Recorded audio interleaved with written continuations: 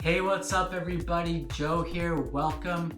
The stock market is crazy right now, am I right? In this video, I'm going to be talking about how I'm expecting a stock market correction sometime in 2021, and I'll tell you why. Looking at the S&P 500, so the largest 500 US public stocks, we can see that over the last year, the S&P 500 is up about 40 to 50%, which is crazy and kind of unheard of.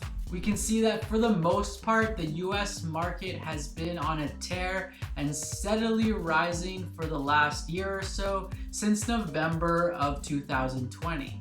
It broke up above the $3,500 level and then started making its way up towards 4,000.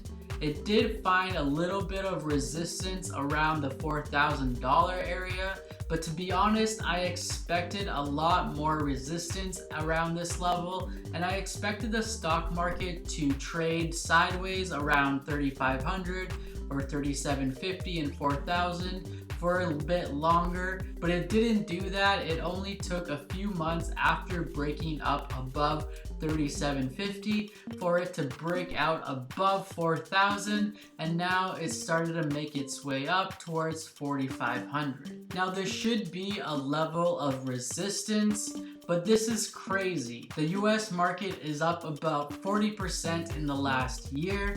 It's at all-time highs, close to the round number of 4,500, and I am expecting some sort of stock market correction soon. I would not be surprised if the entire US stock market and the S&P 500 pulled back down to 4,250 or even 4,000.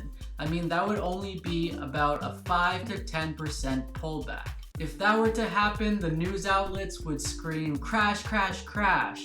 But this would be a very normal correction and would probably be a great time to buy. Either buy into the S&P 500 fund like SPY or any other S&P 500 fund, or some specific stocks too, as some specific stocks would definitely or should definitely pull back along with the overall market. So be ready. Maybe keep a little cash on the side just in case, but really nobody knows what will happen in the short term. Plus, I usually do favor time in the market instead of timing the market or trying to time the market, because historically time in the market outperforms trying to time the market, and in the long run stocks do usually go up, right? So this market could easily continue to push higher. It could easily break up above 4,500 and go test the $5,000 level. But again, nobody knows what will happen in the short term.